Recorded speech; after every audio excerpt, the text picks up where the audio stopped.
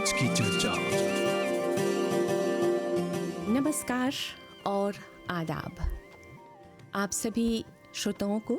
और समस्त दर्शकों को हमारे इस प्रोग्राम में जिसका नाम है आज की चर्चा। इस प्रोग्राम में आप सबका हार्दिक स्वागत हम करते हैं। यूँ तो आज तकनीक पर अंजू लक्ष्मण हमारा साथ दे रही है, प्रोडक्शन सहायिका है उरुसा और इस प्रोग्राम के निर्देशक हैं निज़ाम।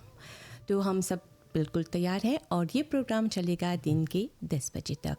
और जाहिर है आप ये जानना चाहेंगे कि ये प्रोग्राम जो है किस विषय पर आधारित होगा। यूँ तो हम कह सकते हैं कि पर्यावरण हमारे जीवन का आधार है। स्वच्छ हवा, स्वच्छ पानी और हरियाली, स्वच्छ परिस्थिति का यंत्र जो है मानव जीवन की उसके बिना उसकी कल्पना नहीं कर सकते हैं। तो आज हम विशेष तौर पे पर्यावरण दिवस, विश्व पर्यावरण दिवस पर चर्चा करेंगे। और आज पूरी दुनिया जो है जलवायु परिवर्तन, प्रदूषण, प्लास्टिक कचरे और प्राकृतिक संसाधनों के अत्यधिक दोहन जैसी चुनौतियों का सामना कर रही है। और इन तरह की चुनौतियों को लेकर के हम लोगों की जिम्मेदारी कौन सी है, हम लोगों की क्या कदम उठाना पड़ता है, इसी विषय को लेकर के इन सवालों का जवाब देने के लिए हमारे साथ स्टूडियो में 2 वरिष्ठ अतिथि हैं। आप लोग उन लोगों से भली भांति परिचित है। और मेरी जो दाईं ओर हैं हमारे साथ हैं डिविजनल एनवायरनमेंट ऑफिसर जो पर्यावरण मंत्रालय से आए हुए हैं। आप हैं श्री सत्यानंद बस्करावत जी। नमस्कार जी। और हमारे जो बाएं ओर हैं हमारे साथ हैं सब इंस्पेक्टर ओमदत्त सीताराम जी जो पुलिस de l'environnement के कर्मचारी हैं। आप दोनों को नमस्कार और स्वागत है इस प्रोग्राम में। और श्री सत्यानंद जी, पहला हम ये पूछब जा, जैसे कि सब कोई जानी ल जा कि कल आज तो 4 जून है, कल मतलब हमनी के पूरा देश जो है विश्व भर में पर्यावरण दिवस मनावल जाए, तो मतलब वर्ल्ड एनवायरनमेंट डे। तो हम आपसे यही पूछब कि जो एनवायरनमेंट डे जो दिवस जो है वो काहे चाहला मनाए के, एकर मायना कौन ची है। और हर बरिस में एगो टेम रहेला, हर बरिस एगो टेम। तो ई टेमवा कौन ची है मतलब 2026 के, और एकर l'importance कौन ची है, कृपया हमने के श्रोता और दर्शक लोग के बतावा। पहला बात बा जो वर्ल्ड एनवायरनमेंट डे है, विश्व पर्यावरण दिवस, वो हर साल 5 जून के हमनी मनाइला सा दुनिया भर में प्लस की 150 पे एकरा सेलिब्रेट करेला। और ये commencé रहा लाने 1972 से, जब यूनाइटेड नेशंस जनरल असेंबली एकरा डिक्रेटे करे रहल, तब l'année 1973 से première fois commencé à célébrer करके वर्ल्ड एनवायरनमेंट डे। और ओकर स्लोगन रहल ओनली वन अर्थ, यानी कि एक मात्रा पृथ्वी। हाउले पोकवा से अभी तक हमनी आदमी लोग के कॉन्शियसइजे करते हैं सा, सेंसिबिलिजे करते हैं सा l'importance धरती माँ की, l'importance l'environnement की, और कौन कौन कदम चाहिए ले के हमनी के पर्यावरण के कैसे बोला सा बचाए के, सुरक्षा करे के और क्लाइमेट फ्रेंडली बने के, यानी कि क्लाइमेट चेंज के भी कॉम्बैट करे के। तो हाई साल लाने 2026 में जो वर्ल्ड एनवायरनमेंट डे सेलिब्रेट हुई, ओकर थीम है क्लाइमेट चेंज पर। और काहे सेलिब्रेट करीला सा, ई कॉन्शियसइजेशन करे खातिर सभी कोई जानी कौन ची है l'environnement, ओकर l'importance काहे है। बस कि हमनी के ध्यान में रखे चाहिए कि अगर हमनी अपन l'environnement के नहीं प्रोटेजे करब सा, तो हमनी के l'environnement हमनी के नहीं सकी प्रोटेजे करे, यानी कि हमनी के जीवन अफेक्टे होई और हमनी के जो जेनरेशन फ्यूचर बा वो लोगों और ज़्यादा अफेक्टे होई, जस्ती असर पड़ी वो लोग के पर। तो देखी जा कि कोई कोई जगह ऐसे टेम्परेचर जोन हा वो कभी मोते होला तो कबो बारिश ना हो के बराबर रहेला इनोंदाशों वो रहेला और हर तरह के मतलब सकब जा बोले काफ़ी असर पड़ता हमनी के जोन मौसम पर तो ये सब कौन कारण सकेला हाई कार्यान्वयन पर आई के अगर ये हम बोलती जब l'environnement के जब वर्ल्ड एनवायरनमेंट डे सेलिब्रेट करीला सता जोन जोन डिफरेंट थीम पर सेलिब्रेट करीला सा पहला बा changement climatique और दूसर थीम हर साल एगो थीम हाँ एगो थीम रहेला एगो कोनो लाने सेलिब्रेट करें सा प्लास्टिक पोल्यूशन सब जब मोरिस में ढेर प्लास्टिक हो गल बा ताले ले बतियाब सा प्लास्टिक कैसे चाहिए जिमिनी होल बा मोरिस में और कौन कौन ऑल्टरनेटिव बा और कौन कौन लालवा बा और एयर पोल्यूशन बोलिला सा पोल्यूशन लेयर बायोडाइवर्सिटी यानी कि जो जितना जीव जंतु बा ओकरा चाहिए प्रोटेज प्रिजर्व करे के सी लेवल राइज जो बोलिला सा समुद्र के स्तर में वृद्धि हो गल बा मोटे हुआ था और कंसोमेशन जीरा मान हमने अभी एगो लेमन में जिया था जहाँ सब चीज़ फासिल देखिला सा मान ला एगो चीज टूट गल बा तो नहीं बना सा ओकरा दूसर नवा किन देब सा बस कि फैसिलिटी ढेर बा तो एगो कॉन्सेप्ट है जोन बोलिला सा रिड्यूस रीयूज रिसाइकल आगे के आदमी करत रहल से तो हमनी के वाजे करते हैं से सब करे के और जोन बा फूड सिक्योरिटी अभी हाल ही में लाने 2020 में 2019 में देखली सा कोविड आवत रहल तो ढेर कोई सोचेला पैसा बा से केन से खरीद दे पोते हो जाए दूसर देश से खाई के चीज़ लेगिम सब चीज़ तो देखल हाउ ले पकवा में पोते हो नहीं सकत रहल होई बस कि ढेर पे इफेक्टिव हो गए रहल तो हमने के चाहिए अपन ऑटो सफिशिएंस एलिमेंटे यानी के माने कि अपन जोन पैदा करीला सा हाउ खाप सा और ऐसे हमनी पर्यावरण के प्रोटेज करब सा और एगो बात जोन बोलीला सा लाना चाहिए इकोसिस्टम जितना चीज़ है कैसे l'environnement सब चीज़ चाहिए प्रोटेज करे के अब दूसर बात बा बोला changement climatique कैसे होला changement climatique हुआ था सैप लॉन्गाज में एक्सप्लिके करत हैं कि जब हमनी जितना एक्टिविटी करत हैं सा कैसे बोलेला सा डिफरेंट सेक्टर बा जब इलेक्ट्रिसिटी प्रोड्यूस करत हैं सा तो हैवी फ्यूल ऑयल से भी करब सा तो एगो गैस इमिट होला कार्बन डाइऑक्साइड वो एगो ग्रीन हाउस गैस है तो ई एगो गैस है जो बोलेला सा ग्रीन हाउस गैस और ई जब एटमॉस्फेयर में जाला तो धरती के मान ला एगो मोल तो निखर टोप देवेला तब धरती के तापमान बढ़े लगेला अब दूसर सेक्टर बा कैसे बोलेला सा ट्रांसपोर्ट के सेक्टर जितना व्हीकल बा लोटो बीस कामियों जब मोटे रोले होला तो फ्यूल से भी होला डीजल लेसेंस तो हयो कार्बन डाइऑक्साइड प्रोड्यूस करेला सलमान कार्बन डाइऑक्साइड एक एगो ग्रीन हाउस गैस नहीं है और दूसर प्रकार के गैस बा एग्रीकल्चर वो जब करेला से जोन देश में कैसे चाउर पैदा होला हौजा पर ही एगो गैस है मीथान वो एगो ग्रीन हाउस गैस है तो और कैसे बोले सा इंडस्ट्रीज में इंडस्ट्री में हैवी फ्यूल ऑयल से भी होला और बॉयलर में वापे प्रोड्यूस करके और मशीन के सब चलाए के तो हयो से गैस आले फेदे से प्रोड्यूस होला जिनके बोले सा ग्रीन हाउस गैस तो है सब गैसवन जब एटमॉस्फेयर में एमिट होला तो जितना सूरज के किरण जो ना होला लाली में सोले जितना होला सबके रिफ्लेक्ट कर देवला फेनों से लाते में तो धरती माँ के टेम्परेचर बढ़े लगेला जब बढ़े लगेला तो हाई पोलनो पोलसिड में जोन बा हाई आइसबर्ग सब फोन हुई लगेला ये जब फोन हुई लगेला तब समुद्र के स्तर मान लो कर नीवो मोटे हुई लगेला तब जैसे छोटा छोटा देश बा कैसे मोरिस है एगो स्मॉल आइलैंड डेवलपिंग स्टेट है तो देखबा प्रॉब्लम होता इरोजन कोस्टियर मान लो कोस्टल इरोजन होता प्रॉब्लम होता जितना कोई बोला में रहेला सब कोई अफेक्ट होता आजकल हमनी के मोरिसवे में सगरो ऐसे होला तो हमनी के कौन कौन खास ऐसे जो हमनी के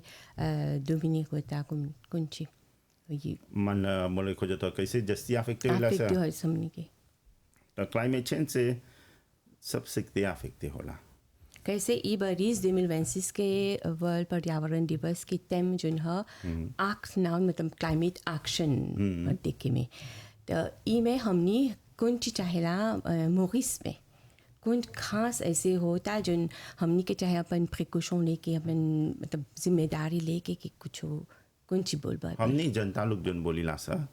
ढेर एक्शन सकब से ले क्लाइमेट फ्रेंडली और एनवायरनमेंट फ्रेंडली बने के पहला कौन कौन प्रभाव होता जब टेम्परेचर ऑगमेंटे होता मॉरिशस में तो है जोन प्रोडक्शन एग्रीकोल अभी बटल से फूड सिक्योरिटी तो जोन प्रोडक्शन एग्रीकोल होता उसकी बेसे हो जाए 30% से लाने 2050 ले और जोन प्रोडक्शन कान है चीनी के पैदा जोन पैदा करेला सा ओकर rendement से की बेस हो जाए 48% से 68% ले parce que climate change c'est पहला टेम्परेचर ऑगमेंटे होला त प्लांट अफेक्टे होला deuxième ओकर पानी जोन बरसेला कमती होता घटता त प्रोडक्शन बेसे होला अब देखब सब प्रोडक्शन के कोते पानी के देखब सा त पानी घट गल बा 1950 से अभी तक 2026 ले जितना पानी बरसेला बेसे हो गल बा 8% से और अभी 2050 तक जोन पानी हमने के मिलेला बारिश के पानी और घट जाए 13% से अब यहाँ बोलते हैं हमने के देश सेव वाटर हवती सुफे होता कोते पानी और रिजर्वोयर में हर साल उतना सिक्लोन नहीं आल बा जोन पीरियड फरवरी में ढेर पानी आवेला और सब रिजर्वोयर देखते हैं सर तनी कमती पानी बा अब सब कोई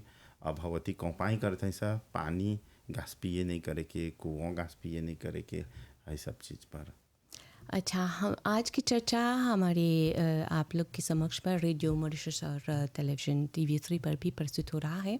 और हमारे साथ जैसे कि हमने कहा कि हमारे साथ पुलिस l'environnement के सब इंस्पेक्टर अमृत सीताराम जी भी उपस्थित बा हाँ तो भाई जी जब हमने बोली रहा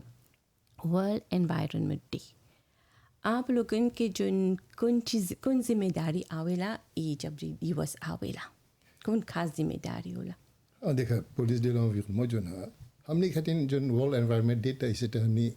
5 जून के मनाइला सा थ्रूआउट द वर्ल्ड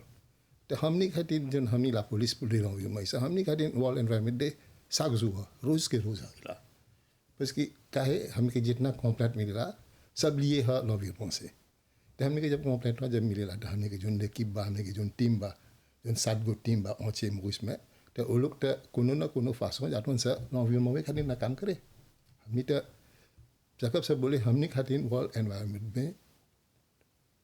साग जुआ tous les jours हमने खातिर अथिया वर्ल्ड एनवायरनमेंट में तो हमने कोई कैसे करेला सर हमने कैसे पर्यावरण के बचावट है सर जो लालवा बा जितना लालवा बा l'environnement के हमने वहाँ फोर्सी करेला सर फॉर एग्जाम्पल लालवा बाटे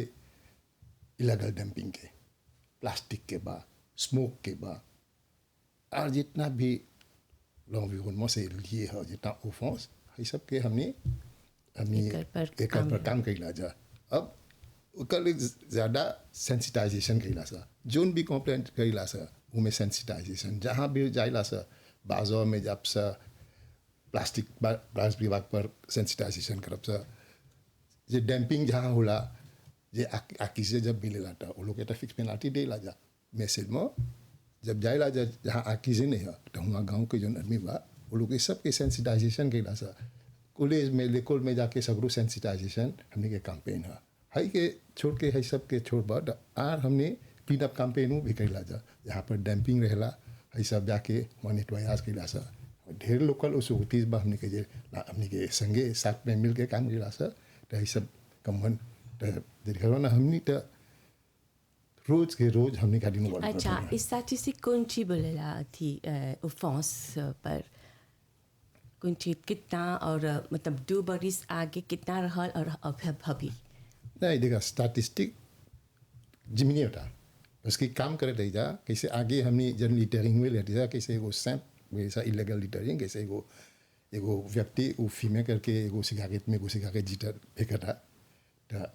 हमने कॉन्ट्रोवर्शन शुरू में लेवटी से ढेर रहा अब कल कॉन्शियसनेस होता है वो लोग के अति कमती होता डैम्पिंग भी कमती होता कैसे टपास बा मोटरसाइकिल में भी की कमती बा वैसे में फिनी के तो फिनी नहीं हुई ना ये सब डैम्पिंग बा जितना कॉन्ट्रोवर्शन बा स्टैटिस्टिक बतलावेला कि थोड़ा सुन बेसी होता वैसे में अभी बहुत चीज बा और यहाँ मोरिस में ये सब होता था। रोड्रिगो के ऊपर आप लोग ही काम करें जा? हाँ देखा रोड्रिग में भी एगो टीम बा पुलिस दिलों में ओकर जो ऑफिस है पोमाची में है वहाँ पर एगो टीम बा वो लोग भी अपन जितना काम बा वो लोग के लॉन्विरोनमेंट के वो लोग अपन वहाँ काम करत हो जा। यार एगो बात बोला था कि वहाँ पर प्लास्टिक जितू नहीं बा एगो पेई ऐसा मुकुश से बहुत आगे बा। अच्छा, वहाँ पर प्लास्टिक नहीं बा, वहाँ पर प्लास्टिक फ्री है। वहाँ के आदमी लोग जैसे आगे सर्वी कर लेते टोंट काफिया के वाकुआ के हई सब जाफे वन जस्ती सर्वी कर जा मिल एक बहुत अच्छा हो जा लोग। श्री बसकलावा जी आपसे यही पूछब कि जोन तेम रखल गलबा ई बरिस जैसे कि आप बोला inspired by nature for climate and हमारे जो भविष्य के बारे में मतलब फ्यूचर के बारे में तो ये जोन तेम जोन है कौन कदम हमनी के चाहेला अपनावे के और एक तेमवा काहे रखल गल बा? पहला ये तेमवा जैसे बोला इंस्पायर्ड बाय नेचर यानी कि प्रकृति से प्रेरित। जैसे बोलेगा सब परोपकारी पेड़ एगो गौची जब छोटा से बड़ा होला तो जब बड़ा हो जाए तो लकड़ी मिलत रहा लागे से भी कर से पकाई के मेप बनाई के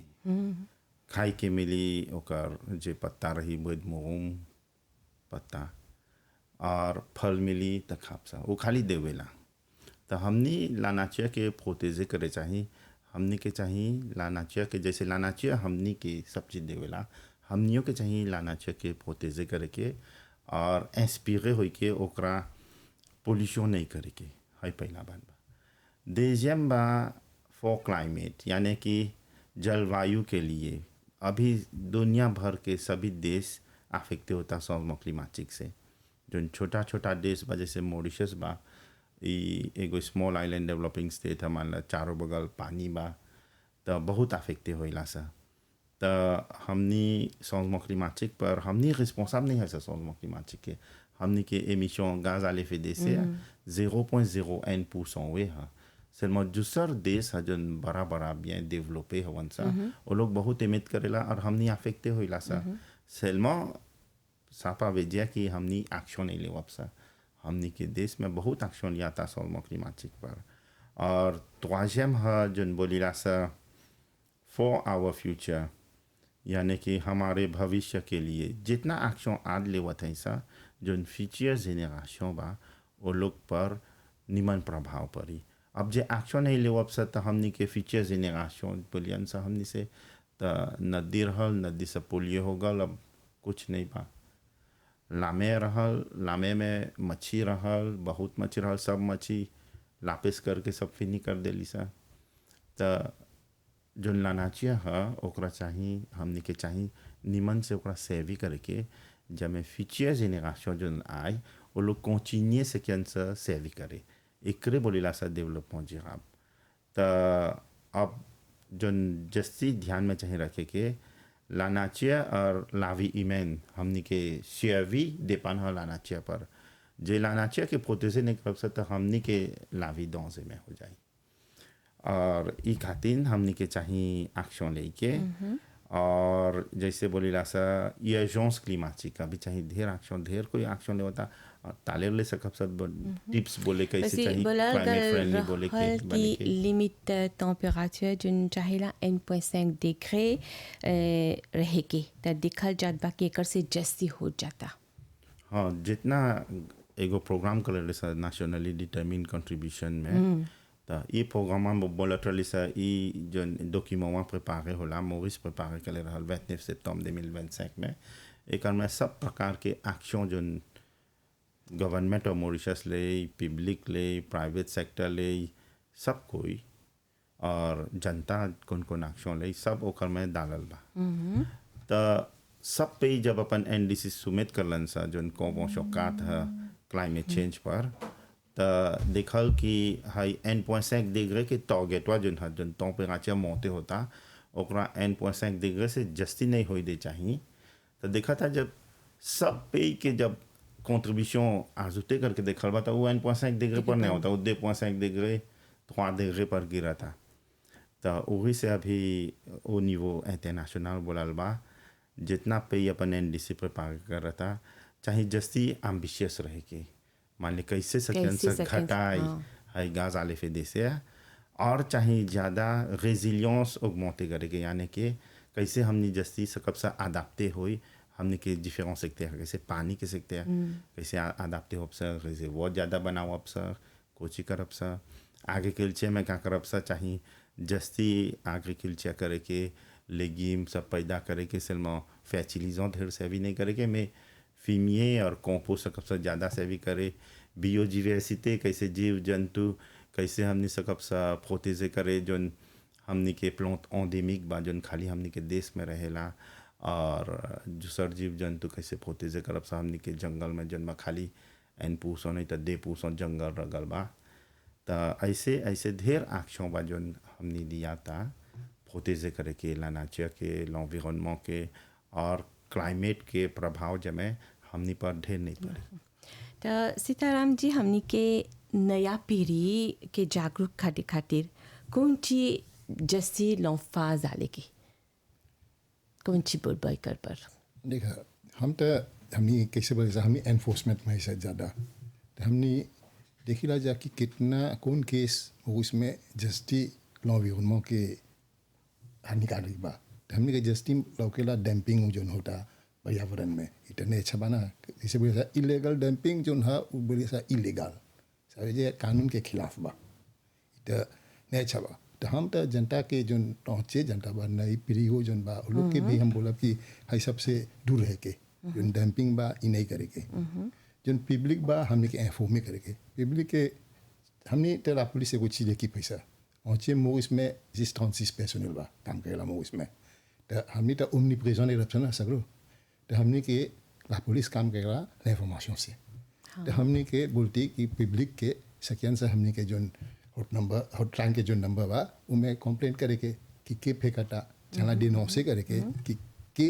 ऐसा सब कमवा करता और फिर भी जे कोनो डंपिंग साइट हो ढेर कोई एक कुछ फेंकी दो कुछ फेंकते फेंकते ढेर मना कचरा हो जाला वहाँ पर तो हमने के चाहना बोलिए कि डंपिंग साइट वा कहाँ पर बा हमने के मिल जाए जानब से कहाँ बा तो हमने सकब से अपन लेकिप के सर्विलांस में डाले वहाँ पर एक चीज़ बोला क्रैकडाउन ऑपरेशन तो कहाँ पर करेला तो हमने जहाँ पर सस्पेक्टेड केसेस है वहाँ पर हमने क्रैकडाउन ऑपरेशन करेला सा हमने लैंड सिविल में भी काम करेला जा तो हमने लैंड सिविल में डाल लेला जा जब मैं पब्लिक नहीं जाने की के हाँ वहाँ पर तो लोग वहाँ लैंड सिविल में डाल के और सब क्रैकडाउन ऑपरेशन हमने करेला जा सब टाइम में सब कैसे बा इलीगल डंपिंग के ओकर क्रैकडाउन करेला सा स्मोक ऑपरेशन के बाद ओकर भी क्रैकडाउन करेला सा प्लास्टिक के जौन बा ओकर भी क्रैकडाउन करेला सा जितना ऑफेंस लिए है से हमने क्रैकडाउन तो vehicles black smoke pollution crackdown कैसे प्लान करेला देखा ब्लैक स्मोक तो जाने लगा में कॉबन है वो तो लासोंटे के नहीं छा अब भाईला हमने के जो साटो देखी बा हमने ऑर्गेनाइजा के रसा अति कैसे बड़ा ऑपरेशन entier Maurice में तो हमने को ला पागे है स्मोक मीटर और मौका कापेले उला लेके सेवी के लासा उसे हमने जितना सस्पेक्टेड व्हीकल है दूर से देखी लासा जो व्हीकल जो ब्लैक स्मोक इमिट करता तो ओके हमने आगे करके तो चेके के लासा मशीन से तो जब भाई मशीन से चेके करब सा तो एगो pourcentage है ओका में ब्लैक स्मोक जब वो में पैकेट के ला 50% आ मोटी रही तो वो एगो ऑफेंस हो जाला जब 50% से जब ज़्यादा रहेला तो ओकर एगो जुर्माना है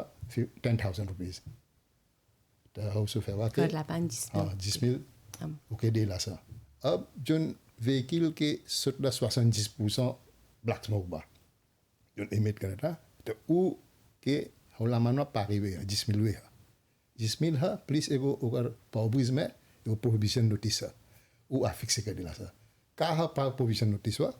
वो प्रोविजन नोटिस वो डाली ला सा जब वो व्हीकल ओके जो पोपीटे बा ओकर डिवो बचा के बना के पारी करके ओके तब NLTR में जैसे वैसा NTR वहाँ जाके पहुँचिए करके तब NTR के ऑफिशियल ओके चेक करिए सर जब ठीक रही तब पोपीटेवा के इजाज़त दिया सर कि व्हीकल से कैंसर उले करे नहीं तो ऐसे कैसे बोलवा कि ओके ढुआने रही उले करे के और काटोजू में चाहला के व्हीकल ले जाके रिपेयर करके एनपीआर ले जाएंगे। अच्छा, मान ला एगो व्यक्ति के घर के पोल्यूशन सुनो के कंप्लीट आल बा, जब बोला था कि ओकर वाजे जोर से ला म्यूजिक चलावता, तब पुलिस de l'environnement के एक्शन कौन ची है में? हाँ, तो हमने के जब ऐसा कंप्लीट मिला तो हमने के लिए कि tout de suite soit हमने के एगो सर्टेन डेटा में चल जाइला से देखिला से तो हमने हाउ सिचुएशन के असेसमेंट केला से इसकी ला म्यूजिक वा फो बाकी नहीं बा, हमने के लापागे हमने जो हाउ डेसिबल बा उसे नहीं काम किया जा, हमने के लापागे डेसिबल हमने के कान हमने के कान से देखिला से कि एगो 25 मिनट से इसकी तापाजवा उतना फो बाकी नहीं बा। अच्छा, ये ढेर फो रही जे उफिया मेजे जब आप उसे ला सकते हो एटोसिटी वा जो है ना लामिजिक वा के वो मोटे हो जा, तो जब से वहाँ पर लामिजिक वा ढेर फो रही तो हमने कॉन्ट्रामोशन ले ला सर, हमने कॉन्ट्रामोशन ला parce que एगो नुइसेंस है ना, हमने के लालवा में गला कि मेकिंग नॉइज कोजिंग नुइसेंस, तो हमने हाई लालवा में ओके कॉन्ट्रामोशन ले सा फिक्स पेनल्टी ले सा ओके 10,000 रुपये है ओकर नामान ये जिस खाली घर से नहीं है ये प्रॉब्लम अभी कैसे देखबा बिजनेस लोग बा जो नवीन लोग बा वो लोग अपन लुट में और देखबा ता म्यूजिक डाल रहे हैं कानो बास देखबा अपन बॉक्स खोल के देखबा ता पारी भरल बा कर में अब डाल के वो प्लास में डाल के कस के बजे से नहीं तो सेकिलो यन से गोल में वो आदमी लोग के फांसी के यन से वो न्यूज़ लिखन तो हाई लोग पे भी हमने हाई फिक्स पेनल्टी दे ला हाई मोटरसाइकिल वो पर हाँ मोटरसाइकिल वो के बोले सा मॉडिफिकेशन भी एगो ये तो एगो बड़ा प्रॉब्लम है अभी के जेनेस लोग बापा गए वो लोग देखबा ता ओकर मफला है एगो मफला है ओकर लिसाक मामा में वो निकाल लेवल जा वो निकाल दियन से तो वो बहुत बड़ा सौंदी अब वो लोग भी फांसी गए ना तो ओकर भी हमने क्रैकडाउन ऑपरेशन केला जा जब क्रैकडाउन ऑपरेशन केला से तो ओकर भी 10,000 रुपये ओकर फिक्स पेनल्टी है तो ऐसे मोगिस में औचे मोगिस में जन बड़ा हमने है सब ऑपरेशन कैला जा और पुलिस भी हमने के एडे केला local police regular police force वो लोग भी एडे केलन से तो मिल के है सब ऑपरेशन कैला से तो ढेर कॉन्ट्रोवर्शियल लेला और एगो व्यक्ति इलीगल डंपिंग के ऑफेंस करलक त एकर जुर्माना कितना बा? इलीगल डंपिंग ई दे ढले पान है एगो व्यक्ति जब ढेर थोड़ा ज़्यादा रही तो 25,000 है जब एक वयाज एक कैसे बोला एक वयाज कामियों से एक कामियों साथे पेक दिलन तो ओकर जुर्माना 25 मिला अब थोड़ा जे कमती रही एगो थोड़ा ज़्यादा कमती रही तो 5 मिल रही और डेनियल जो हटवा मिला कैसे कोई आदमी फीमेल करके वो सिगारेट में वो सिगारेट पे कर रहा सिपाही को चिबुटे प्लास्टिक नीचे फेंक दिला वो 20 रुपया। और एगो बात बोलती जो तपास है दुगो लालवा तपास के एगो जो पुलिस de l'environnement सर्वी करेलन सा मान ला जब सुनेलन सा तपास वा एगो नुइसेंस करता ढेर कस के बा ता कॉन्ट्रावेंशन लेवलन सा और deuxième है l'appareil सर्वी करेला कैसे मिनिस्टर la santé के ऑफिशियल लोग जब वो लोगों की कंप्लेंट मिलने लाता वो लोग आके एगो l'appareil से मिजरे करेलन सा अब जब तब या डेसिबल के बाद बोला जब उतना ओकर लिमिट है dépassé होई तो वो लोगों से की कॉन्ट्रावेंशन दे। अच्छा, तो मिनिस्टर l'environnement देने से कौन कौन गतिविधि प्रबंध करल गल बा जबकि काल हमने विश्व पर्यावरण दिवस मनावत पहला कौन बार कौन गतिविधि सच्चे के काल 5 जुin है और वर्ल्ड एनवायरनमेंट डे सेलिब्रेट करब सा और जैसे सब इंस्पेक्टर सीताराम बोलन वर्ल्ड एनवायरनमेंट डे हमनी के रोज के है और जनता भी रोज के कोनो न कोनो कदम उठावेला एनवायरनमेंट फ्रेंडली बने के और क्लाइमेट फ्रेंडली बने के ये खाली ले 5 जुin खातिर नहीं है सलमा है दिनवा सेलिब्रेट करेला सा जब मैं ज़्यादा सेंसिबिलिजे कॉन्शियसइजे करब सा और सेतु जैन लोग के जो छोटा छोटा लड़का लोग बा छोटा हुए से चाहिए सिखाई के जब मैं वो लोग बोन आबिचित बो मानिए रही एनवायरनमेंट कॉन्शियस रही आंसर क्लाइमेट कॉन्शियस रही आंसर और एक्शन ली आंसर कैसे बोला था काल हवल एनवायरनमेंट डे से काल ही से मन ले त्वावे के शुरू होल बाबा थी एक्टिविटी पर्यावरण मंत्रालय एगो लॉन्चमेंट कर ले बा एगो कोस्टल वॉकिंग ट्रैक जो ले बूशों पब्लिक बीच से हाउ पास जियोमेट्रिक वर्जीनिया लगे और एगो l'endroit है पॉन्ट नेचुरल और ले सूफ्ले की région में एगो हेल्थ ट्रैक निखर बने ले बा और हौजा पर हाउ région में ढेर प्लांट एंडेमिक बा त एकर l'importance का है पहला है और कोस्टल रीजन जोन है मान ला सबके ज्वाइन करके एगो हेल्थ ट्रैक बनाए के बस कि हाउ लॉन्डोवा में ढेर प्लांट एंडेमिक बा जोन के चाहिए प्रोटेजे करके और मैम तो जब आदमी लोग चलियन सा एक्सरसाइज करियन सा तो वो लोग के स्वास्थ्य ठीक रही बस कि हमने के चाहिए ध्यान में रखे कि क्लाइमेट चेंज हमने के स्वास्थ्य पर भी प्रभाव करेला और क्लाइमेट चेंज के लैम्पाक जिस ला सौते पर नहीं मेंटल हेल्थ को अफेक्ट करेला क्लाइमेट चेंज कैसे जब हीट स्ट्रेस होला जब ढेर तापमान बढ़ जाला तो आदमी लोग अफेक्ट होला और जब क्लाइमेट चेंज से जब ढेर डिजास्टर्स होला कैसे इनोंडेशन फ्लैश फ्लड सब होला कोई होला sécheresse होला तो कोई अपन सब चीज गंवा देवेलन से कैसे घर सब डूब जाला पानी से सब पे होला तो मेंटल स्ट्रेस होला तो वो ला santé mentale वो अफेक्ट होला तो ऐसे पहला एगो हेल्थ ट्रैक लॉन्च करलक मिनिस्टर de l'environnement काल ही deuxième एगो कंपानी de sensibilisation करत है सा जैसे हमने के भाई सब इंस्पेक्टर सीताराम बोलक वो लोग खाली एनफोर्समेंट नहीं करेलन सा खाली एनफोर्समेंट से काम नहीं चली चाहे दोनों संगे करे के वो लोगों सेंसिबिलिजेशन करेलन सब बहुत बस कि जब जनता लोग जनियन सा कौन सी अच्छा बा नहीं अच्छा बा तब वो लोग को कदम लियन सा जब मैं मारू काम नहीं करियन सा निमन काम करियन सा और नॉर्मल एनफोर्समेंट चाहे करके जो लोग कॉम्पो नहीं हुई तो पर लालवा से भी करके हमने के दूसर सोल्यूशन नहीं बा चाहे से भी करे जहाँ से भी करे के चाहे से भी करे के जैसे बोला जाए एनवायरनमेंट के समस्या खाली मिनिस्टर नहीं सकी सुलझावी और पर्यावरण मंत्रालय में एगो डिवीजन बा इंफॉर्मेशन एजुकेशन डिवीजन वो लोग बहुत सेंसिबिलिजेशन करते हैं सा पूरा साल सेंसिबिलिजेशन कर रहे हैं कैसे जैन लड़का लोग के यूथ बोली सा जेनिस लोग के वुमेन एसोसिएशन में अभी वर्ल्ड एनवायरनमेंट डे खातिर सभी सोशल वेलफेयर सेंटर्स में अभी 7 गो सोशल वेलफेयर सेंटर्स में सेंसिबिलिजेशन करते हैं सर l'environnement पर क्लाइमेट चेंज पर और इम्पोर्टेंट है पब्लिक जाने कि काहे चाहिए प्रोटेज करके l'environnement काहे चाहिए सगरो साफ सुथरा रखे के और हिजाइन जोन बोलीला सा हिजाइन वो बहुत इम्पोर्टेंट है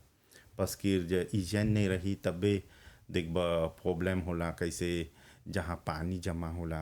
तो सकी मलेरिया डेंगू चिकुनगुनिया हो जाए बीमारी पैदा हो जाए और जोन तेरे वाक बा सब कोई बोलेला हमनी के घर के आगे सब चीज साफ सुथरा रखब सा घर बहारब सा आंगन बहारब सा मिगाइयो जो रही बागा सा वो धो देब सा सलमा सब कचरा जोन बा सब सालते जाके आकोते तेरे वाग में डिपोतो समझ के फेंक देवत वन सा और एक जैसे बोला इलीगल डंपिंग है करना मान ढेर फो है नहीं चाहिए करे के अब जब हौजा पर ही आकोते हुए में 10 में 20 मीटर पर फेंकल बा तो हौजा मुसिक होई तो मुसिक वहाँ तो होरे लगे नहीं बिल्कुल हौजा पर ही चूहा होई तो लेप्टोस्पिरोज के प्रॉब्लम है हो जाए मालादी हो जाए तो वही से सेंसिबिलिजेशन बहुत इम्पोर्टेंट है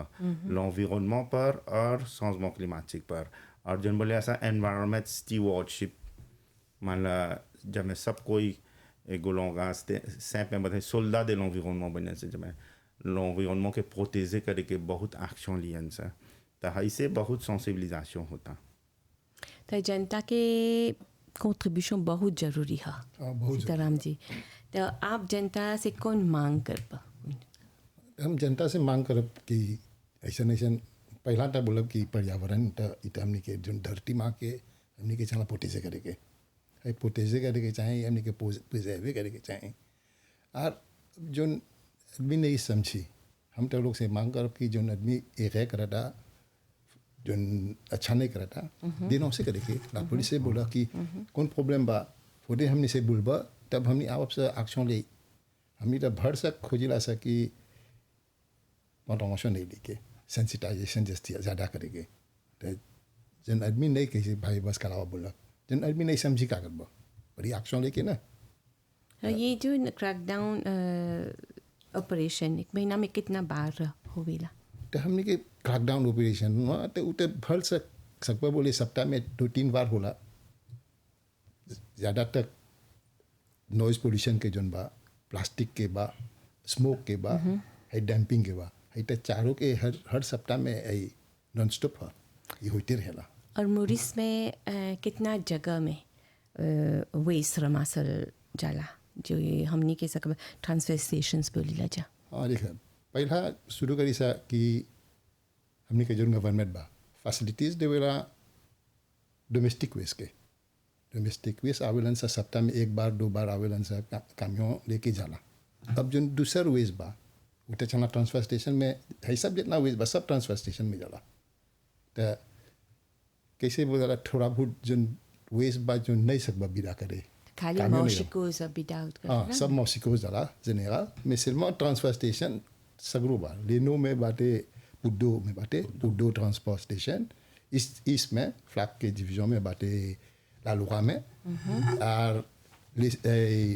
बोलवी के डिवीजन में अठी में बा कैसे बदला रोडस में रोजबोis अब सेंट्रल में ले वाला ब्रासरी और वेस्टर्न में ला सोमिया। और हम एगो ज़्यादा चीज़ बोले खुद कि कोई भी ये तो लगे 500 किलो से कमती वेस्ट रही 500 किलो से तो सब अपन ने ट्रांसपोर्ट में और ट्रांसफर सिस्टम में जाके सब छोड़े जन क्लास में अपने ट्रांसपोर्ट में तो लगे वो काट बा तो एगो अपने ट्रांसपोर्ट में en bas 500 काजे ça veut dire किलो रही जब ज़्यादा रही तो थोड़ा पड़ी कामियों देखे के जो उनके वेस्ट परमिट रही। अच्छा तो वेस्ट परमिट में तब जाके वहाँ छोड़े सब पर नहीं तो जी ज़्यादा रही तो वो लोग पेमी देखी तब दूसर एरिया के कामियों ने जो निकल परमिट रहेला वो ही जाने। तो देखा तो ऐसा फैसिलिटी हुआ बा फिर कोई अभी हाल ही में हम पास होते देखते एगो आदमी एगो एगो एगो कोई ना कोई एगो बिस्तर फेंक दिले बा एगो मतला सीमा के बोर में तो उठे नहीं छबा ना। अब कोई देख बात एगो रेफ्रिजरेटर कोई टूटल बा वो फेंक दिले बा हम तो मांग करती कि टूटा सकबा रेफ्रिजरेटर वाला लेके सकबा जाके छोड़ दे अथी में ट्रांसफर स्टेशन में तो लगे ट्रांसपोर्ट के पे के छोड़ हम तो जनता से मांग करब कि ऐसा ऐसा काम नहीं करेंगे क्योंकि हमने के तो अभी देखा तो सेफ सिटी सब बा हमें हमने तो चेक करब सेफ सिटी में जे ऐसा आकिजे मिल जाए तो टू का करबा ऐसा आकिजे के वहाँ पर एक्शन लेके चाहिए लेके parce que hay la responsabilité hay जो नागरिक के वाकर la responsabilité जितने नहीं बा अभी बोल रहा कि चाहना रिस्पांसिबल रह के कि है सब हमने के पर्यावरण जो बा एगो जाफे बहुत इम्पोर्टेंट है कि चाहना भर सक ऐसा करे के कि हमने के पर्यावरण साफ सुथरा रही और कैसे बोल रहा सकब से निमन सांस ले कैसे भाई बोला अच्छा रहे के हमार मांग ऐसी बा पब्लिक से। और भाई बस कलावा जी यदि आपको जनता के केवल तीन सरल सुझाव देवे के बा माना तीन गो कौन से पांच दो कौन सी बोलबा बहुत फासिल बा premier जब पानी बरसेला घर के लाहो के पानी और सिस्टम चियो पर निकलेला त एगो धोम डाल के पनियारा मास के सेकेंड साली धोई लोटो धोई आगो से करे तो एनवायरमेंट फ्रेंडली क्लाइमेट फ्रेंडली बन गई ना। देशम अभी बहुत अभियान होता है को नाम सेंसिबिलिजेशन कंपाइन होता हवती इलेक्ट्रिसिटी पर parce que इलेक्ट्रिसिटी प्रोड्यूस करे के बहुत हैवी फ्यूल ऑयल से भी जो ग्रीन हाउस गैस एमिट करेला तो courant gaspillage नहीं करे के कैसे courant gaspillage नहीं करब सा एनर्जी एफिशिएंट बल्ब से भी करे के लॉम्पुल इकोनॉमिक जब फ्रिजिडेयर कोनो चीज किनत है सा तो चाहे जो कंसोमेशन इलेक्ट्रिसिटी कम है जस्ती एफिशिएंट है कैसे एयर कंडीशनर जो जस्ती एफिशिएंट है फ्रिजिडेयर जो जस्ती एफिशिएंट है और ग्रेड है आ बी सी डी जिसका ए ले रहेला